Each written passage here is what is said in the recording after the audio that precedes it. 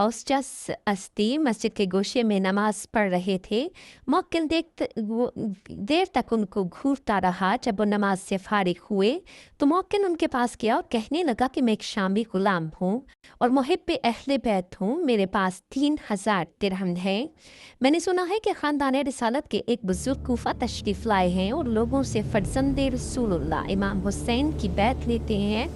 मैं उनकी खिदमत में ये बतौर रकम नजराना अकीदत पेश करना चाहता हूँ और ताकि वो इसको किसी कार खैर में सर्फ कर दें, लेकिन मुझे मालूम नहीं है कि वो बुजुर्ग मुस्लिम बिन अकील कहाँ ठहरे हैं।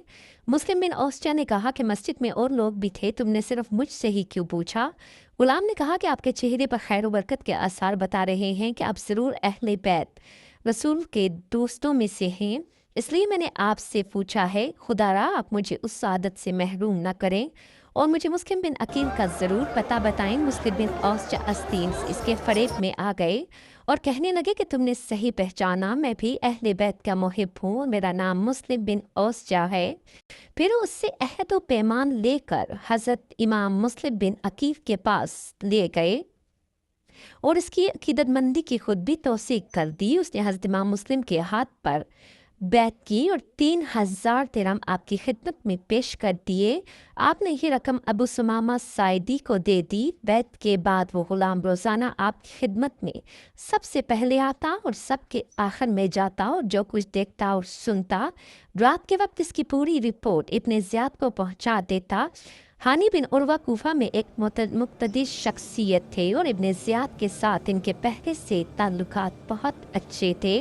हज़रत इमाम मुस्लिम के आने से पहले वो रोज़ाना इब्ने ज़ियाद के पास जाया करते थे, लेकिन जब जिस दिन से मुस्लिम इनके यहाँ आए उस दिन से हानी बिन उर्वा ने बीमारी का बहाना करके इब्ने ज़ियाद के पास आना जाना बंद कर दिया। इधर इब्ने ज़ियाद को तमाम हालात मालूम हो चुके थे और अपने गुलाम मुक्तल को की बात पर मुकम्मल यकीन हो गया। तो एक दिन उसने मोहम्मद बिन अशस और अस्मा बिन खारजा को हुक्म दिया कि इसी वक्त जाकर हानी बिन उर्वा को मेरे पास ले आएं। चुनाचा वो गए और हानी बिन उर्वा को इब्ने ज़ियाद के हुक्म की इत्तला दी। हानी मकान के अंदर गए और हज़रत मुस्लिम से बातचीत की और तैयार होकर बाहर आ गए और इनके साथ चलने लगे। दारुल अमरात के अंदर पहुंचकर इब्ने ज़ियाद को सलाम किया तो उसने सलाम का जवाब ना दिया। कुछ देर खड़े रहने के बाद इसने इब्ने ज़ियाद ने बड़े गुस्से में कहा, हानी तुम अमीरुल मोमिनीन यजीद के खिलाफ अपने घर को साजिशों का अड्डा बनाए हुए हो और मुस्लिम बिन